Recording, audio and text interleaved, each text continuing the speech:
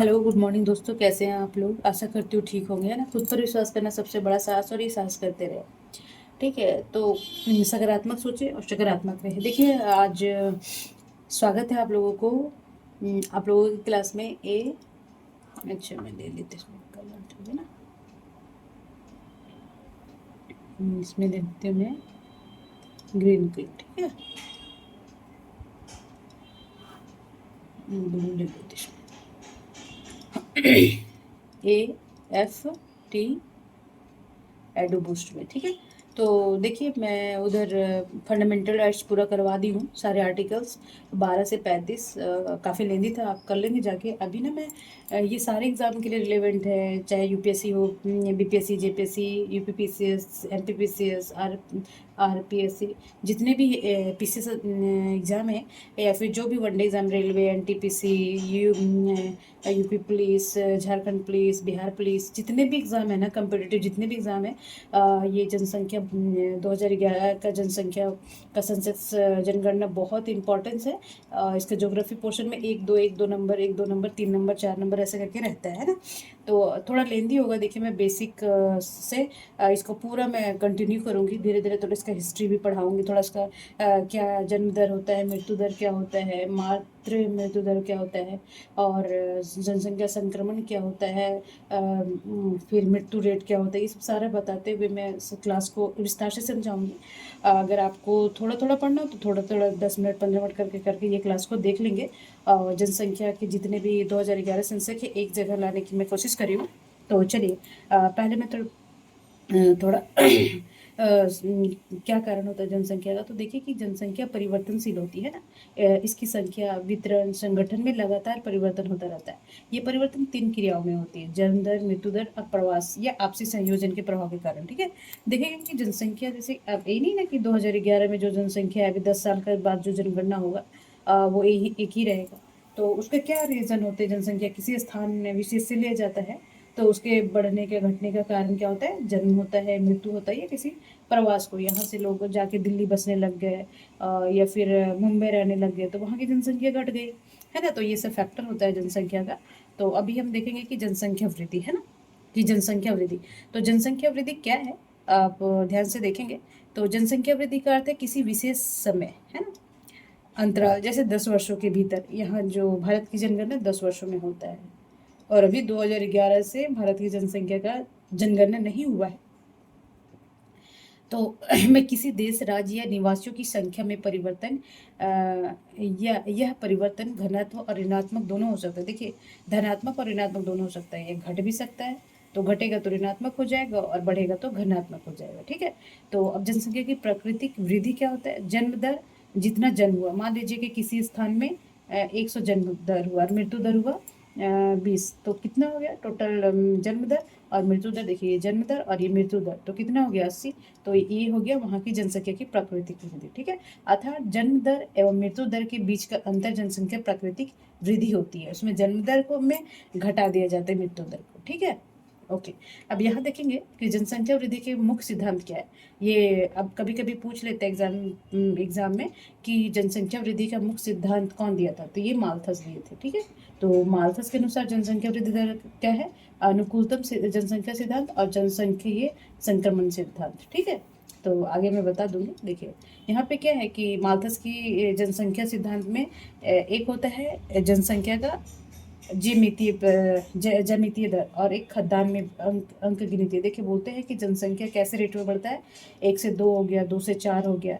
ये बहुत एग्जाम में आया है, आप देखेंगे पीसीएस में भी पूछा है कि माल्थस का जनसंख्या में ज्यामितीय दर क्या होती है। तो इसका वृद्धि कैसी होती है कि जनसंख्या तुरंत तुरंत बढ़ने लगे, पर खदान देखिए जमीन तो एक ये तो बढ़ेगा नहीं ना जी। ज्यामितीय मान लीजिए खाद वाद डाल दिए, फिर भी तो इसके अकॉर्डिंग नहीं बढ़ेगा। तो ये देखिए खदान कैसे वृद्धि होता है, 1 2 3 4 5, तो ये अंक गणितीय वृद्धि से बढ़ता है। और जनसंख्या कैसे बढ़ता है, ये दिए थे, ये सिद्धांत दिए थे माल्थस, ठीक है। तो ये बढ़ेगा, एक था 2 और 2 से 4 हो गया, 4 से 8 हो गया, 8 से 16 हो गया, 16 से 32 हो गया, और 32 से 64 ऐसे बढ़ता जाएगा। तो इसे बोलते हैं ज्यामितीय दर, ये ध्यान रखेंगे, ठीक है। ओके, अब जन्म दर भी देख लेंगे। जब हम जनसंख्या पढ़ेंगे ना तो उससे सारे रिलेटेड जितने भी टर्मोलॉजी है वो जानेंगे। उसके बाद ताकि कहीं और से ना पढ़ना पड़े जनसंख्या के बारे में, ठीक है।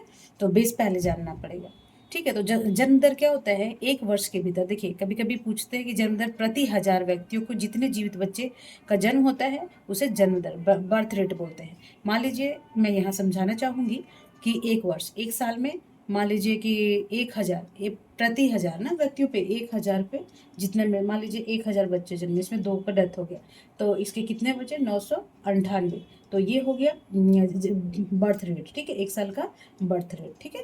अब मृत्यु रेट भी वही होता है, ठीक है। तो मृत्यु रेट क्या हो गया, एक वर्ष प्रति 1000 व्यक्तियों में मरने वाली जनसंख्या संख्या को मृत्यु दर, डेथ रेट कहते हैं। जैसे कोई साल 1000 जन्मे, उसमें ये मान लीजिए कि जन्मे और उसमें 20 डेथ हुआ, तो ये 20 क्या हो गया, बर्थ डेथ रेट हो गया, ठीक है। अब देखिए थोड़ा इधर समझा देती हूँ कि मालथस जो ज्यामितीय दर दिए थे तो उसका परिणाम क्या होता है ना। तो यहाँ देखेंगे कि जनसंख्या परिणाम क्या होगा अगर ये ज्यामितीय दर और ये खदान अंकगणितीय से बढ़ेगा, तो जनसंख्या और संसाधन में असंतुलन होगा, क्योंकि देखिए खाने वाले ज़्यादा हो जाएंगे और खदान कम हो जाएगा। तो असंतुलन नियंत्रण करने के उपाय, जो ये असंतुलन होगा, ये मेंस में या फिर ऐसे वैसे में लिख सकते हैं, इसलिए मैं डेटा उठा के यहाँ रखी हूँ, हर चीज़ एक एक चीज़, ताकि आपको अच्छे से समझा सकूँ। मेन उद्देश्य डेटा कहाँ से आए ये उद्देश्य नहीं होना चाहिए कि डेटा फुल है कि नहीं, हमें समझ में आ रहा है कि नहीं, है ना, हमारे एग्ज़ाम के रिलेवेंट है कि नहीं, ये जरूरी होता है, ठीक है जी। तो जनसंख्या और संसाधन में असंतुलन जब आ जाएगा इस स्थिति से, क्योंकि ज्यामितीय दर से जनसंख्या बढ़ेगा और अंकगणितीय दर से 1-2 करके बढ़ेगा जनसंख्या, खदान, तो असंतुलन आएगा, खाने वाले ज़्यादा रहेंगे और खदान कम होगा, है ना। तो अभी क्या असंतुलन को नियंत्रित करने के उपाय क्या बताए हैं, प्राकृतिक नैसर्गिक प्रतिबंध और नैतिक निवारक प्रतिबंध। तो प्राकृतिक में अकाल हो गया, जब अकाल आ जाएगा तो जनसंख्या कम होगा, भूखमरी से मरेंगे, बाढ़ से मरेंगे, भूकंप से मरेंगे, ज्वालामुखी से मरेंगे, महामारियाँ और युद्ध से, तो इसमें क्या हो गया, जनसंख्या कम हो जाएगा, तो ये संतुलन फिर आ जाएगा, ठीक है। और एक नैतिक निवारण क्या हो सकता है कि सीमित जीवन, ब्रह्मचर्य, विवाह न करना या देर से विवाह करना। मान लीजिए देर से करें तो फर्टिलिटी रेट ऐसे कम हो जाता है, तो आप मान लीजिए कोई 30-35 साल में शादी कर रहा है तो कितना बच्चा रखेगा, ये है 1 या 2। और मान लीजिए कोई जल्दी शादी कर लिया तो वो उसका फर्टिलिटी रेट 40-50 साल तक रहता है, तो 2-3 बच्चे कर लेगा, है ना। तो नियमित जीवन, मतलब कि ब्रह्मचर्य, कोई शादी ही ना करे तो बच्चे कहाँ से आएंगे। तो इस रीजन से भी बच्चे जनसंख्या कम होगा, ठीक है। चलिए अब देखेंगे कि भारत के विषय में, कि भारत की जनसंख्या वृद्धि का प्रमुख कारण क्या है, मृत्यु दर में तीव्र गिरावट है। देखिए आजकल अच्छा खान पान हो गया, दवाई स्वास्थ्य पे ध्यान दिया जा रहा है, सफाई पे ध्यान दिया जा रहा है, तो बीमारियां भी कम हो रही है, तो क्या हो गया, मृत्यु दर में गिरावट आ गई और जन्म दर में वृद्धि हुई है। अभी जनसंख्या क्या था, अभी 2011 जनसंख्या अभी थोड़ा सा नियमित हुआ है, बट अभी भी देखिए, अभी जो वर्तमान 2025 का डेटा जब 24 का लिया गया, तो हम भारत का जनसंख्या ना 1 अरब 40 करोड़ तक पहुंच गया, मीन्स कि हम चाइना से भी आगे निकल गए। जब 2000 अभी अभी जनगणना होगा ना 2021 तक, तब पता चल जाएगा कि हम किस लेवल पे है, कितना जनसंख्या बढ़ा है घटा है ना। तो चलिए, और प्रवास, तो 3 मृत्यु दर, जन्म दर और प्रवास होता है जो जनसंख्या के रेट को निर्धारित करता है। तो प्रवास क्या है, प्रवास को हम समझेंगे कि लोगों का एक क्षेत्र से दूसरे क्षेत्र में चला जाना ही प्रवास कहते हैं, है ना। प्रवासी भारतीय बोलते हैं ना, प्रवासी भारत।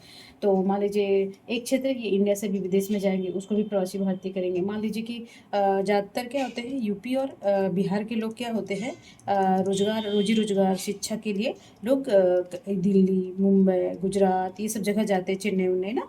तो ये इनका क्या हुआ, यहाँ प्रवास हो गया, तो यहाँ इनके राज्य में जनसंख्या कम हुआ और फिर वहाँ पे जनसंख्या बढ़ गया, है ना। तो इसे बोलते हैं, ये देश के भीतर या अंतर्राष्ट्रीय देश के मध्य भी हो सकता है, कहीं भी प्रवास तो कहीं भी कर सकते हैं ना लोग। इंडिया से अमेरिका चले गए, अमेरिका से इंडिया आ गए, तो प्रवास से कहीं भी हो सकता है। थोड़ा मिटा दूँ, थोड़ा साफ दिखे डेटा, है ना।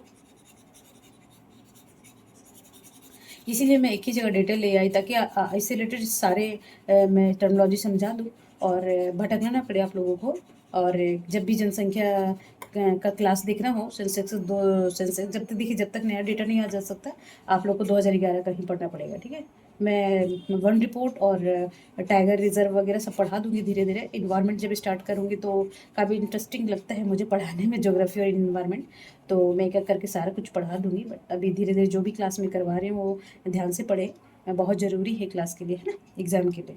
ओके, चलिए अब देखिए थोड़ा सा इधर मैं बता रही कि नैतिक प्रतिबंध को माल्थस ने जनसंख्या नियंत्रण हेतु सही उपाय माना है ना। देखिए महामारी कोई नहीं चाहता कि अपने फैमिली को खोए, है ना, ऐसे अकाल मृत्यु हो किसी का। तो माल्थस क्या बोलते हैं कि माल्थस अभी कभी कभी कहीं पूछ लेता है कि माल्थस के जो दोनों उपाय थे जनसंख्या नियंत्रण में वो किसको वो सही माना है। तो वो जनसंख्या नियंत्रण के लिए नैतिक प्रतिबंध की ब्रह्मचर्य धारण कर ले, देर से शादी करे, है ना, तो ऑटोमेटिक जनसंख्या में नियंत्रण आ जाएगा। और कृत्रिम साधनों को और उद्योग को माल्थस ने अधर्म और पाप सही माना है ना। कृत्रिम साधनों को जैसे बाढ़ आ गया, भूकंप आ गया, है कि नहीं। चलिए अब इधर ये क्वेश्चन हमेशा पूछता रहता है, ध्यान देंगे। भारत में जनसंख्या का संक्रमण काल प्रथम अवस्था क्या था, 1901 से 2021 तक, ये पहला संक्रमण था। देश की जनसंख्या धीमी गति वृद्धि हुई, ठीक है। जो जनसंख्या था, जो संक्रमण काल पूछेगा तो 1921 में क्या हुआ था कि जनसंख्या तो पहले ऋणात्मक थी और इसके बाद थोड़ा सा वृद्धि हुआ था ना। तो वर्ष 2021 से वर्ष 2051 तक देश की जनसंख्या लगभग स्थिर रही और उत्तरोत्तर बढ़ती रही। और तृतीय काल क्या था, 1981, देश में जनसंख्या अत्यधिक तेजी से बढ़ी। कभी पूछ ले तो ये डेटा याद रखेंगे, ठीक है।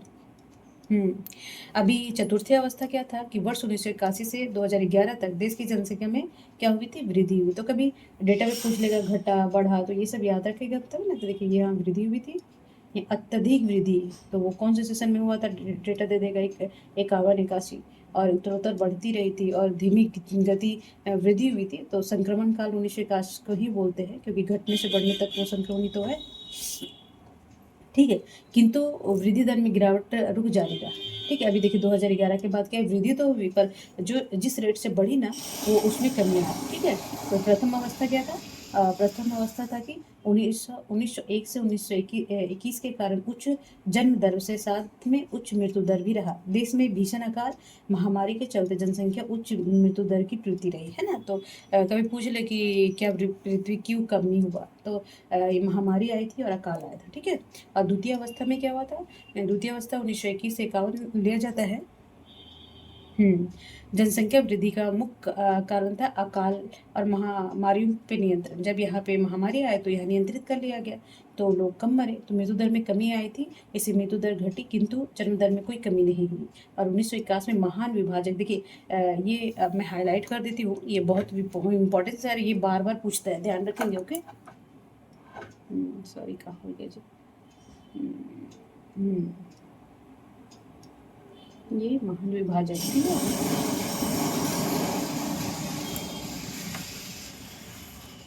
हाँ, तो देखेंगे ये बहुत वेरी वेरी इंपॉर्टेंट है। ये पूछता है कि महान विभाजक वर्ष ग्रेट डिवाइन ईयर कब माना जाता है ना। तो 1921 दे देगा, 1922 दे देगा, 1927 दे देगा। तो ध्यान रखेंगे 1900, क्योंकि इस नाम से जाना जाता है ना, 1921 को, ठीक है। तो तृतीय तृतीय अवस्था क्या था, 1951 से 81 जनसंख्या में तीव्र वृद्धि हुई। देखिए ये सब याद रखने का है। इसी कारण सर्दी में मृत्यु दर लगातार घटते जाना, जन्म दर से लगभग स्थिरता की स्थिति बने रहना, ठीक है। चतुर्थी अवस्था क्या था, तो चतुर्थी अभी 5वीं अवस्था आएगी, जब 11 से 21 आएगा, ठीक है। अभी डेटा आया नहीं है, अभी हुआ नहीं जनगणना, ठीक है। तो चतुर्थी अवस्था क्या है, 1981 से इसका प्रमुख कारण लोगों में छोटे परिवार के अवधारणा की बलवती होने से जन्म दर में मामूली गिरावट आई। मान लीजिए पहले एक साल में 100 बढ़ रहे थे, तो अभी दूसरा साल 99 बढ़ा, तो एक कम हुआ ना जी, मतलब बढ़ तो रहा है बट उसमें गिरावट आई। तो ये इसका मुख्य कारण क्या था कि लोग छोटा परिवार चाह रहे कि नहीं, अब बड़ा परिवार नहीं करना। जहाँ दो बच्चे रखते थे वहाँ एक रखने लग गए, है ना। चलिए अब थोड़ा सा इधर मैं समझाना चाहूँगी।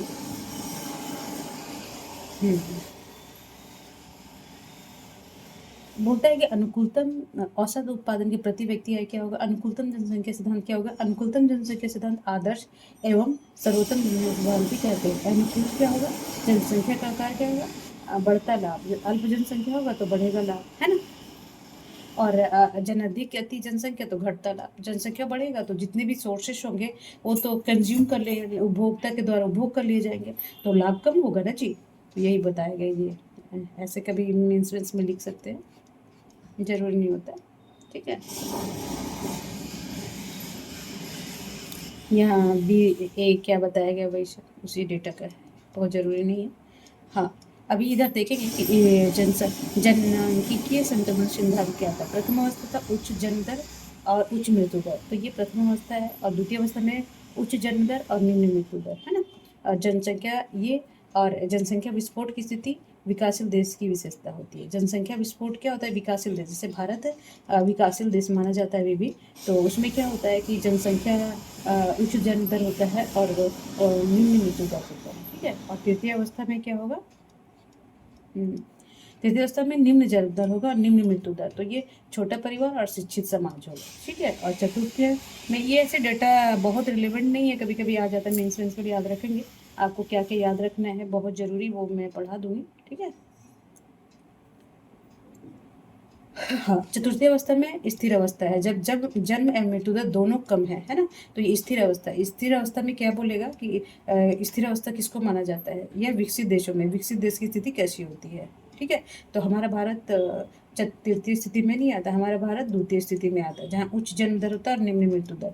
तो अब कभी कभी पूछ लेगा, और ये विकासशील देश के डेटा है जो हमारा देश है। और स्थिर अवस्था होता है जो छोटा परिवार था, शिक्षित परिवार था, निम्न जन्म दर था, निम्न मृत्यु दर। और चतुर्थीय जो स्थिर अवस्था होता है वो जन्म दर मृत्यु दर दोनों कम होते हैं, ये विकसित देशों में होता है। ठीक है जी। ये वेरी वेरी इंपॉर्टेंस है।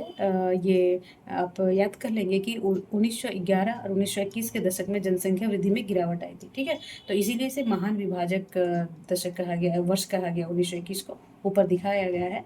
अब हम देख लेंगे कि विश्व जनसंख्या दिवस वेरी वेरी इंपॉर्टेंट दिवस में पूछता है, याद रखेंगे आप 11 जुलाई। ठीक है, ये ध्यान रखेंगे जी। ठीक है, ठीक है, और भारत में शारीरिक अनुसूचित जातियों की जनसंख्या उत्तर प्रदेश में, अभी हम पढ़ाएंगे डेटा नीचे। ठीक है, भारत की अनुसूचित जनजातियों शारीरिक संख्या क्या है? देखिए, जनजातियों की संख्या और जनजातीय जातीय और जनजातीय, है ना, तो ये मध्य प्रदेश में। ठीक है, परामर्श परंपरावादी अर्थशास्त्री थॉमस रॉबर्ट माल्थस इंग्लैंड द्वारा 1998 में सर्वप्रथम जनसंख्या सिद्धांत पर प्रिंसिपल ऑफ पॉपुलेशन प्रकाशित किया था। ये बोल सकता है, कभी कभी बुक्स का नाम आ सकता है कि जो पॉपुलेशन प्रिंसिपल ऑफ पॉपुलेशन के किसके द्वारा लिखा गया, तो ये आप कर लेंगे, है ना। अब थोड़ा मैं इसके इतिहास के बारे में बढ़ा देती हूँ, साक्षरता दर क्या होता है, ये सब बता देती हूँ। क्योंकि देखिए, अब जब तक हम जानेंगे नहीं तो डेटा कुछ रिलेवेंट नहीं है और हम समझ नहीं पाएंगे, बार बार याद करेंगे और भूल जाएंगे। ठीक है, देखिए, जनसंख्या ऐतिहासिक पृष्ठभूमि। प्राचीन काल में जनसंख्या होने का संदर्भ कौटिल्य और प्लूटोमी द्वारा रचित ग्रंथों में भी मिलता है ना। मुगल काल में जनसंख्या का जो उल्लेख है अबुल फजल कृत आयन अकबरी में। देखिए, कभी कभी ये हिस्ट्री का क्वेश्चन बन जाता है, और जब आप मेन से जनसंख्या लिख रहे हैं और ये डेटा अगर लिखेंगे तो प्लस पॉइंट हो जाएगा, बहुत सारे मार्क्स मिलेंगे आपको भर भर के कि अच्छा, इसको बेसिक भी बहुत अच्छे से आता है ना। तो मुगल काल में जनसंख्या का उल्लेख सबसे पहले कहाँ हुआ था? अबुल फजल के कृत आयन अकबरी में। ठीक है, आधुनिक प्रणाली की सर्वप्रथम जनगणना लॉर्ड मेयो ने। देखिए, आधुनिक और वो कब से हुआ था, ये देखिए, ये पूछते हैं बहुत एग्जाम में, आप ध्यान रखेंगे कि आधुनिक प्रणाली की सर्वप्रथम जनगणना लॉर्ड मेयो द्वारा किया गया था। लॉर्ड कर्जन दे दिया, लॉर्ड मेयो दिया, मैंटिन दे दिया, बैटिक दे दिया, तो ये कौन से हो जाएंगे? लॉर्ड मेयो, है ना। और वो कब किया था? 1872 में, याद रखेंगे। ठीक है जी। हाँ, और जनगणना का देखिए, जनगणना का क्रमवार आंकलन, देखिए ये तो था कि शुरू कर दिया कि आधुनिक जनगणना ये ऐसे होगा, इतना सा जन्म दर मृत्यु दर, आधुनिक प्रणाली ना। देखिए, आधुनिक प्रणाली से, बट ये क्रमवार कि 10 साल में ही करना है, अर्थात प्रथम नियमित जनगणना कि 10-10 साल में, 81 में, फिर 81 के बाद 91 में लॉर्ड रिपन के द्वारा, ठीक है, शासनकाल में हुआ नियमित जनगणना। और ये सर्वप्रथम जनगणना तो लॉर्ड मेयो के समय सर्वप्रथम, और लॉर्ड रिपन के समय काल में हुआ था नियमित जनगणना। तो ये याद रखेंगे, बहुत इंपॉर्टेंस है। ठीक है, अब बाहर काम हो रहा है, थोड़ा सा डिस्टर्बेंस कर रहा है मुझे बढ़ाने में ना, पर कोई नहीं, सुनाई तो देता होगा आप लोगों को। चलिए, तो वर्तमान तक ये नियमित रूप से 10 वर्ष के बाद जनगणना संपन्न कराया जा रहा है। वर्ष 1911 में 2011 की जनगणना, वर्ष 1972 से लगातार 15वीं। अब देखिए, कभी कभी पूछ लेगा कि जो 2011 की जनगणना थी, जो 72 जब पहली जनगणना हुई थी ना, तो कौन सा जनगणना है? तो ये है 15वीं। कि नेमली जब देखिए जनगणना लगातार 15वीं जनगणना है, और भारत स्वतंत्र भारत, जब भारत 1947 में स्वतंत्र हुआ उसके बाद की ये कौन सी जनगणना, तो ये 7 है, ठीक है, 7वां है। वेरी वेरी इंपॉर्टेंस, बहुत एग्जाम में पूछता है, ये डेटा बहुत जरूरी है और आप पढ़ेंगे, ठीक है जी। अब हम देखेंगे कि दशकीय वृद्धि क्या होती है ना, कि डिकेड ग्रोथ रेट क्या होता है ना। तो बोलते हैं कि यह 10 वर्षों के, जैसे 10 वर्ष में, जैसे 10 वर्षों के मध्य, जैसे 2011 से 2011 क्या हुआ, 10 वर्ष हुआ ना, कि मध्य जनसंख्या में हुई प्रतिशत वृद्धि को व्यक्त करते हैं ना। प्रतिशत दशकीय वृद्धि DCR से डिनोट करते हैं। जैसे वर्तमान जनसंख्या, मान लीजिए वर्तमान जनसंख्या 1000 है, ठीक है, और पूर्व जनसंख्या कितनी थी, 900, ठीक है, इंटू 100, और पूर्व जनसंख्या फिर यहाँ 1000 कर देंगे, तो 900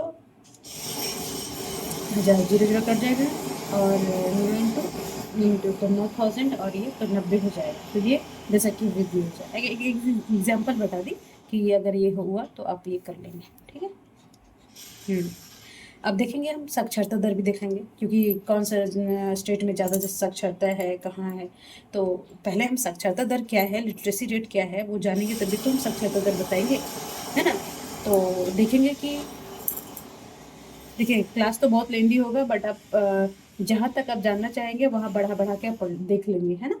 तो 7 वर्ष और उससे अधिक आयु वाली कुल जनसंख्या में साक्षरों से प्रतिशत जनसंख्या की साक्षरता दर करते हैं ना। मान लीजिए कोई राज्य है, तो वहाँ पे 7 वर्ष से जितने भी लोग अक्षर का ज्ञान होना ही साक्षरता कहलाता है ना। तो साक्षरता दर इक्वल टू साक्षरों की संख्या प्लस 7 प्लस आयु वाली जनसंख्या इंटू 100, ये फार्मूला होता है, ठीक है।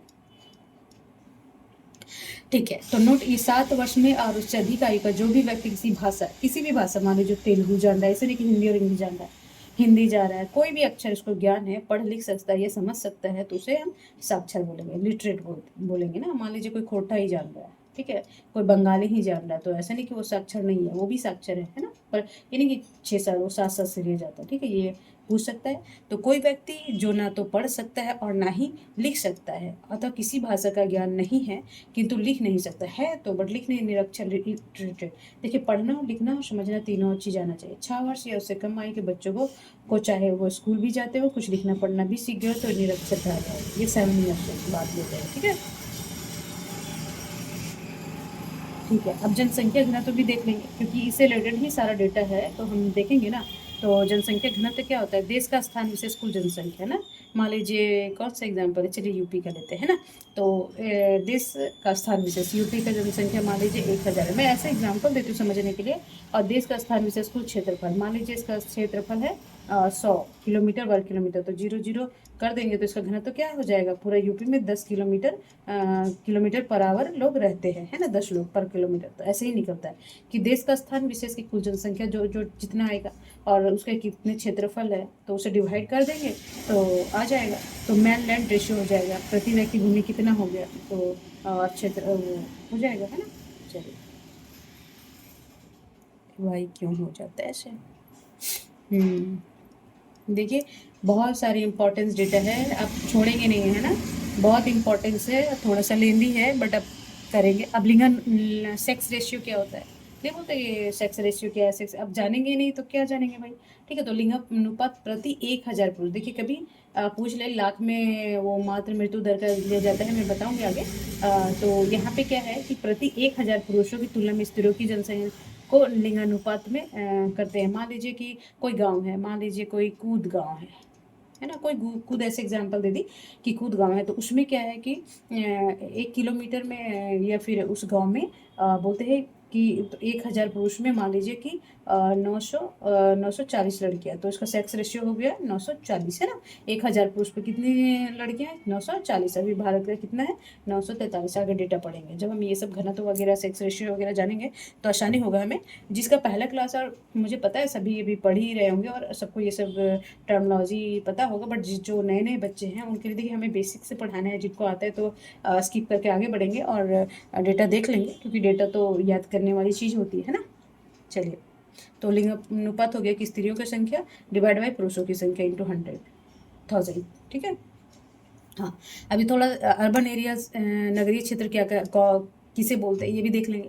तो जनसंख्या 2001 के अनुसार देखिए डेटा ऐसे सभी स्थान जहाँ नगर पालिका, म्यूनसिपलिटी, नगर निगम, कॉरपोरेशन और छावनी बोर्ड है ना, कंटोनमेंट बोर्ड जो ये अधिसूचित नगर क्षेत्र हो, एरिया कमिटेड हो, कमेटी हो आदि शामिल हो तो नगरीय क्षेत्र के अंतर्गत आते हैं।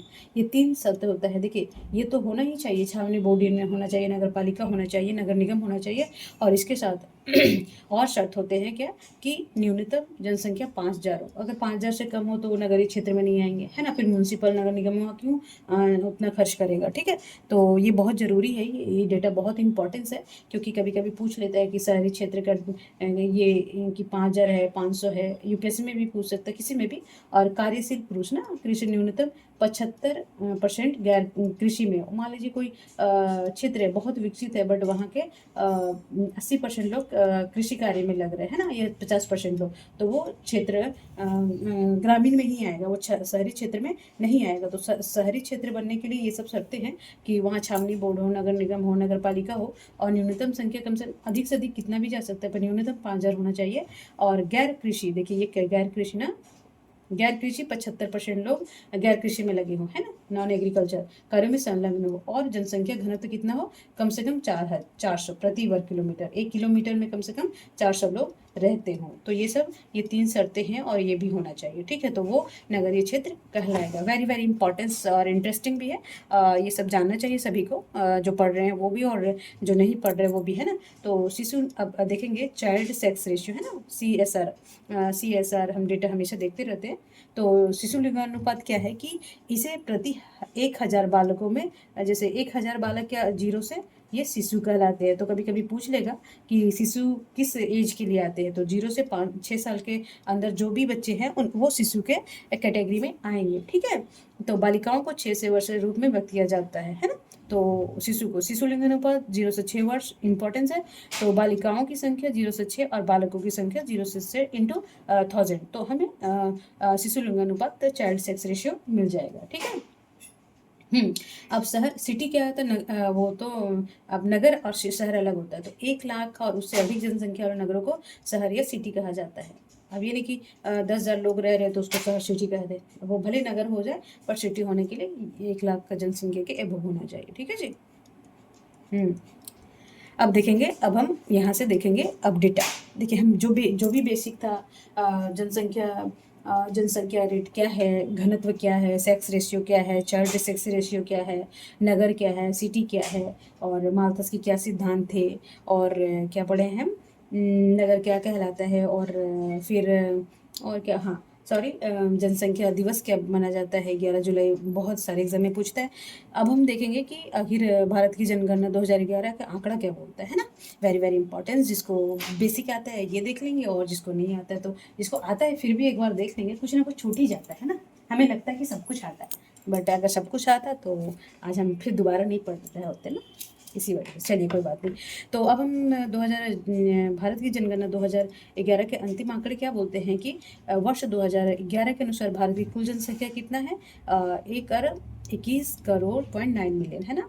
तो याद रखेंगे। और ग्रामीण जनसंख्या कितना है, तो 68%। देखिए 2011 की जनगणना है, अभी नया डेटा आएगा तो कम हो जाएगा काफ़ी। तो ये बहुत पूछता है, सारे एग्जाम में पूछता है कि शहरी जनसंख्या कितना है, तो 31.1% ना, ये ध्यान रखेंगे। वेरी वेरी इंपॉर्टेंट, ठीक है जी। और ये तो नहीं पूछता बट याद रख लेंगे कि ग्रामीण जनसंख्या टोटल इतना है 1,21 करोड़.9 मिलियन, है ना। और ग्रामीण जनसंख्या है 833.7 मिलियन, मतलब कि 68% जनसंख्या ग्रामीण क्षेत्र में रहती है, लगभग 70%। ओके, 70 रख लेंगे और 31 तो 69% रख लेंगे, 69%। ओके जी। तो 68.9 69% ही हुआ। नगरीय जनसंख्या 377.1 मिलियन, यानी कि 31.1, ये नगरीय जनसंख्या है भारत का, ठीक है। अब जनगणना 2011 के समय भारत के न्यूनतम नगरीकृत राज्य कौन से हैं, सबसे कम नगर कहाँ पे है, हिमाचल प्रदेश में, बिहार में, असम में, उड़ीसा में और मेघालय में। सबसे ज़्यादा कहाँ है, हिमाचल प्रदेश, ठीक है। तो इसे अभी देखिए इधर का डाटा हम दिखा देंगे, फिर बाकी इधर हम मैप से बता देंगे, ठीक है। अब जनगणना 2011 के अनुसार, क्यों बंद हो जाता है भाई, हाँ, जनगणना 2011 के अनुसार अंतिम आंकड़ों के अनुसार 2001 और 11 के दौरान भारत में दशक की वृद्धि दर 17 कितना था, दशक वृद्धि मतलब 10 साल में कितना वृद्धि हुआ, तो 12.7% याद रखेंगे। और ग्रामीण जनसंख्या में कितना, देखिए ज़्यादा वृद्धि का हुआ नगरीय में दशक वृद्धि, तो 31.8 हुआ और ग्रामीण में 12.3 हुआ। ठीक है, ध्यान रखेंगे। ओके, हाँ, और यहाँ देखेंगे 2011 के अंतिम आंकड़ों के अनुसार देश की लिंगानुपात कितना है, 1000 पुरुष पर कितनी महिला है, 943। ठीक है जी। हम्म हम्म, हम्म। ग्रामीण जनसंख्या सर्वाधिक दशकीय वृद्धि, ग्रामीण जनसंख्या में सबसे ज्यादा वृद्धि हुआ मेघालय में, सबसे ज्यादा दशकीय वृद्धि कहाँ हुआ, मेघालय में, याद रखेंगे। ठीक है, और नगरीय जनसंख्या में सर्वाधिक दशकीय वृद्धि कहाँ हुआ था, दमन एंड दीव, ये 208, देखिए कितना वृद्धि हुआ, 218.8%। ठीक है, ठीक। जनगणना 2011 के अनुसार भारत में सर्वाधिक नवीकृत राज्य कौन सा है, गोवा हो गया, मिजोरम हो गया, तमिलनाडु, केरल और महाराष्ट्र, है ना। तो ये सब देख लेते हो, बाकी मैं उसमें समझा दूंगी, उसमें दिखाती हूँ मैं आप लोग को ना, डेटा मैं बता देती हूँ उसमें, ताकि आप लोग को वो याद रहे। ठीक है। हम्म तो देखेंगे कि जनगणना 2011 के संदर्भ में भारत में सर्वाधिक नवीकृत जो सबसे ज़्यादा नगर कौन से हैं, तो गोवा देखेंगे, मिजोरम देखेंगे, तमिलनाडु, केरल और महाराष्ट्र। ये पूछता है, सीक्वेंस भी लगाने देता है, सारे एग्जाम में पूछता है, तो आप याद रखेंगे। और जनसंख्या घनत्व, घनत्व तो बता दी, और सेक्स रेशियो 943 है, याद रखेंगे। और जनसंख्या 2011 के अंतिम आंकड़ों के अनुसार देश में जनसंख्या घनत्व कितना प्रति वर्ग किलोमीटर बताए थे ना, तो 382, याद रखेंगे, बहुत ही इंपॉर्टेंस है। ठीक है, और सभी राज्यों में, केंद्र शासित प्रदेशों में, दिल्ली में देखिए कितना है, 11,000। ये तो देखिए 2011 का डेटा है, अभी तो पता नहीं कितना 15-20 हज़ार चला गया होगा, तो 11,320। ठीक है, और जनसंख्या सर्वाधिक घनत्व यहाँ है, राज्यों में बिहार में सबसे ज़्यादा घनत्व है, राज्य में बिहार है, और केंद्र शासित प्रदेश में दिल्ली है। न्यूनतम घनत्व क्या है, अरुणाचल प्रदेश, 1 किलोमीटर पर 17 ही लोग हैं, है ना, तो याद रखेंगे। चलिए, अब मैं थोड़ा सा डेटा को इसको बता देती हूँ कि आप डेटा देख लेंगे यहाँ पे, है ना, कि सर्वाधिक जनसंख्या वाले 5 राज्य, सर्वाधिक दशकीय वृद्धि वाले 5 राज्य, तो इधर मैं दिखा देती हूँ, यहाँ आप डेटा देख लेंगे, बाकी मैं मैप में समझा देती हूँ। ठीक है। अपन इंडिया है, ये भारत का देश है, तो देखेंगे कि सर्वाधिक जो जनसंख्या है, तो सबसे ज़्यादा कहाँ पे है, यूपी में। ठीक है, रेड ले लेती हूँ ना, दिखेगा। हम्म तो सर्वाधिक जनसंख्या कहाँ हो गया, एक नंबर पे हो गया यूपी। ठीक है, और सॉरी, दिल्ली लगा दी, हाँ दिल्ली ये है ना, तो ये यूपी है, तो एक पे सबसे ज़्यादा जनसंख्या है, यूपी में हो गया। फिर दूसरा हो गया महाराष्ट्र, है ना, दूसरा ये महाराष्ट्र इधर आ जाता है, ये महाराष्ट्र हो गया। ठीक है, और तीसरा कहाँ चला जाएगा, बिहार। ठीक है, ये जनसंख्या में। ठीक है जी, पहला जनसंख्या यूपी, आप वहाँ डेटा दिया हुआ है, मैं ऐसे, क्योंकि आपको ऐसे पहले जनसंख्या में यहाँ देखेंगे यूपी को, फिर महाराष्ट्र देख लेंगे, यूपी देख लेंगे, फिर महाराष्ट्र, फिर बिहार, तीसरा पे पहला, दूसरा और तीसरा। ठीक है, और चौथा पे कहाँ, कभी कभी पूछ लेता है, चौथा पे ये वेस्ट बंगाल। ठीक है, और पाँचवा कहाँ जाएगा, आंध्र प्रदेश, आंध्र प्रदेश नीचे चला जाएगा। ये हो जाएगा आंध्र प्रदेश। ठीक है, तो पहले तेलंगाना था, अब डेटा नया आएगा 2002 में, सॉरी 2002 में हुआ ना, तो इसके बाद का डेटा है। ठीक है, तो तो ये 2002 में ही शायद, 2000 याद नहीं आ रहा मुझे भी। तो ये आंध्र प्रदेश ये चौथा पाँचवा पे आ जाएगा। ठीक है, तो पहला कहाँ हो गया, यूपी, फिर दूसरा कहाँ हो गया, महाराष्ट्र, तीसरा, चौथा पाँचवा तक ही याद रखिए। ठीक है, इतना ही मैं पूछता है, और इससे बाहर नहीं जाएगा। तो पहला जनसंख्या कहाँ हो गया, यूपी, सबसे ज़्यादा जनसंख्या यूपी वाली, यूपी और बिहार जिधर है वो गवर्नमेंट भी उधर ही का है ना। तो और देखिए ऑलरेडी 70-80 लोकसभा, 70-75 लोकसभा सीटें हैं यूपी का, 75 या 70 होगा। और महाराष्ट्र सेकेंड में जनसंख्या है, और तीसरा बिहार हो गया, चौथा वेस्ट बंगाल, और पांचवा आंध्र प्रदेश। ठीक है, तो ये जनसंख्या है, और अब हम न्यूनतम देख लेंगे। ठीक है, ज़्यादा तो देख लेंगे कहाँ पे, यूपी फर्स्ट है, याद रखेंगे, और डेटा वहाँ पे मेंशन है, आप देखेंगे वहाँ पे देख लेंगे, और ये हमें इसलिए बता दे रही हूँ कि ताकि आपको याद रहे। ठीक है जी। अब हम न्यूनतम को भी देख लेंगे कि न्यूनतम सबसे ज़्यादा कम कहाँ पे है। तो न्यूनतम जनसंख्या वाले 3 राज्यों को याद रखेंगे, देखिए नॉर्थ ईस्ट के ही हैं। सबसे ज़्यादा जनसंख्या कम कहाँ पे है, मिजोरम में। ठीक है, ये पहला हो गया, गंगटोक है इसका, ये से भी याद रखेंगे। और दूसरा हो गया मिजोरम। सबसे न्यूनतम जनसंख्या वाले 3 राज्य को याद रखेंगे, अधिक तो आपका हो गया, यहाँ से यहाँ जाएंगे, यहाँ यहाँ यहाँ, फिर ऐसे। ठीक है, तो न्यूनतम जनसंख्या सिक्किम, फिर मिजोरम आ गया, दूसरा में न्यूनतम जनसंख्या आ जाएगा मिजोरम, और तीसरा चला जाएगा अरुणाचल प्रदेश, ही अरुणाचल प्रदेश रहा। ठीक है, तो ये याद रखेंगे। ठीक है। हो गया। उसके बाद सर्वाधिक देखिए सर्वाधिक दशक की वृद्धि वाले 5 राज्य को मैं बता देती हूँ कि सबसे ज़्यादा दशक की वृद्धि कहाँ हुआ। तो ये मेघालय है ना, ये मेघालय में देखिए एक साल में कितना 10 साल में कितना हो गया 27.9%। ठीक है, तो ये मेघालय में सबसे ज़्यादा दशक की वृद्धि हुआ। उसके बाद अरुणाचल प्रदेश में हुआ दशक वृद्धि, फिर बिहार में हुआ तीसरा, है ना, बिहार में भी देखिए 25.4 है। ठीक है जी, और फिर मणिपुर में हुआ चौथा, और पाँचवा जम्मू कश्मीर में। कहाँ गया हमारा कश्मीर, है ना, तो जम्मू कश्मीर में पाँचवा में दशक की वृद्धि। पहला मेघालय हो गया, और दूसरा अरुणाचल प्रदेश हो गया, ठीक है, तीसरा बिहार हो गया, ठीक है, और चौथा मणिपुर, और पाँचवा जम्मू कश्मीर। ये याद रखेंगे, ठीक है। अब डेटा वहाँ पे मेंशन, अब घबराए नहीं। अच्छा देखिए सर्वाधिक जनसंख्या वाले 3 केंद्र शासित प्रदेश है ना, तो सबसे ज़्यादा जनसंख्या दिल्ली में है, ठीक है, केंद्र शासित प्रदेश बता रही हूँ। उसके बाद पुडुचेरी में, फिर तीसरा में चंडीगढ़ आ जाएगा, और पुडुचेरी आपका देखिए यहाँ पे ये दूसरा आ जाएगा, ठीक है जी, और तीसरा आ जाएगा चंडीगढ़। ध्यान रखेंगे केंद्र शासित प्रदेशों में, ठीक। देखिए आज आप थोड़ा बढ़ा के देख लेंगे क्लासेस को, हाँ, या फिर मैं अभी डेटा इतना ही रहने के लिए पढ़ा दूँ, सब पढ़ा ही देती हूँ, और थोड़ा सा 10 मिनट और लगेगा। चलिए मोटिवेट थोड़ा करना चाहूँगी, क्योंकि मुझे भी क्लास करते करते थोड़ा टाइम लगता है। तो देखिए बोलते हैं टॉपर्स का एक आदत होता है कि भले वो ज़्यादा नहीं पढ़ते, लेकिन ना वो रोज़ पढ़ते हैं। मैं नहीं बोलती कि आज मैं एक क्लास कर रही हूँ पूरा एक ही साथ पढ़ लेंगे, है ना, बट ऐसा कोई दिन नहीं होता है कि वो अपने स्टडी अपने रूटीन में नहीं रखते, है ना, वो अपने रूटीन में रखते हैं, रोज कुछ ना कुछ पढ़ेंगे। मान लीजिए कल आज मान लीजिए उतना टारगेट रखे, नहीं हुआ तो कोई काम में बिजी हो गए, तो एक आध घंटा निकाल के कुछ पढ़ते ही हैं, है ना। तो चलिए कोई नहीं, अब मैं इधर का आगे का डेटा बताना चाहूँगी कि सर्वाधिक जनसंख्या वाले 3 हो गया, पहला दिल्ली हो गया, दूसरा पुडुचेरी हो गया, और तीसरा चंडीगढ़ हो गया। न्यूनतम जनसंख्या वाले 3 केंद्र शासित प्रदेश। अब न्यूनतम जनसंख्या कहाँ पे, सबसे देखिए राज्य बता दिए कि सारी पहला सबसे ज़्यादा है कम है लक्षद्वीप में, ठीक है, फिर आपका आ गया दमन एंड दीव में सेकेंड दूसरा, और तीसरा आ गया दादरा एंड नगर हवेली, है ना, दादरा एंड नगर, और दमन दीव में दूसरा, और ये तीसरा दमन एंड दीव में, ठीक है। दशक की वृद्धि भी बता दिए।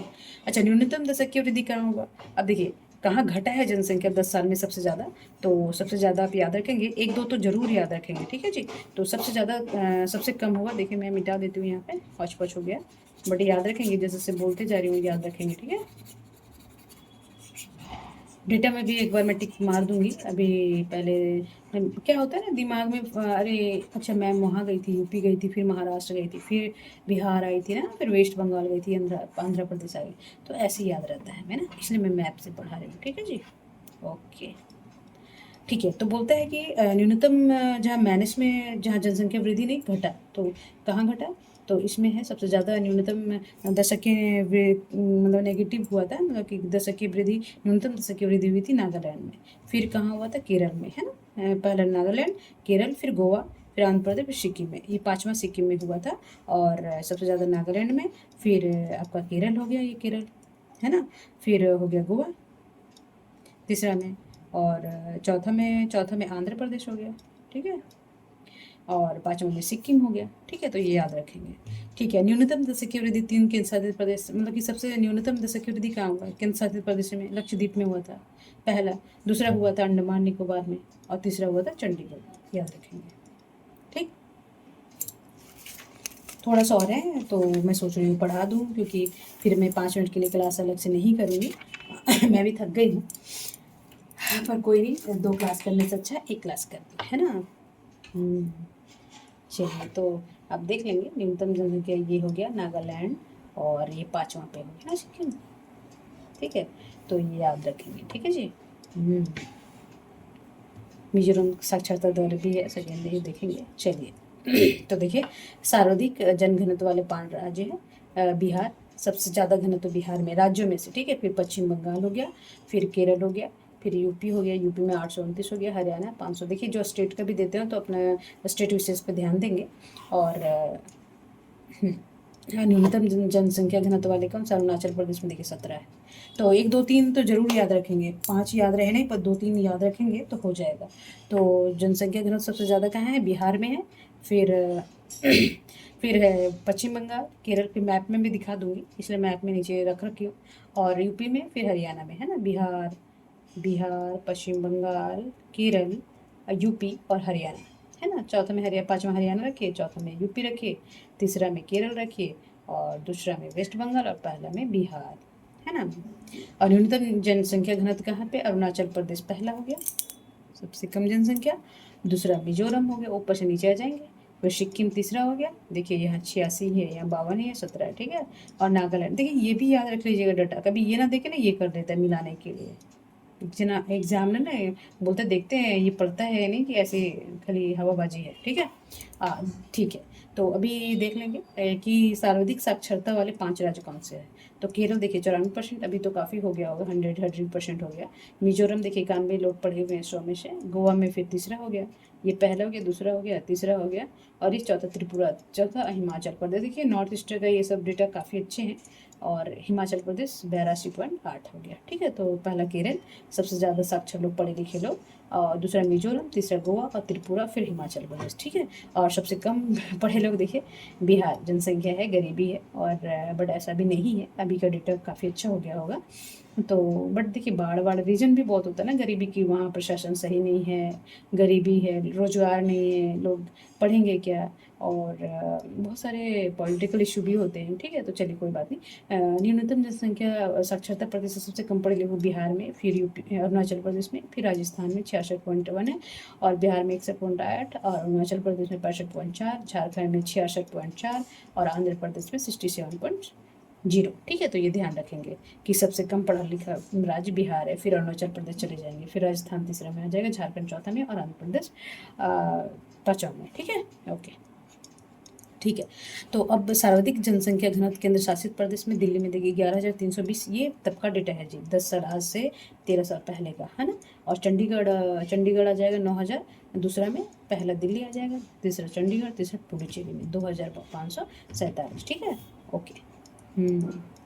अभी देखिए सर्वाधिक पुरुष, देखिए साक्षर और सबसे कौन से राज्य है वो बता दी, कम साक्षर कौन से राज्य में। अब सर्वाधिक पुरुष साक्षरता कहाँ पे है ना, 5 राज्य।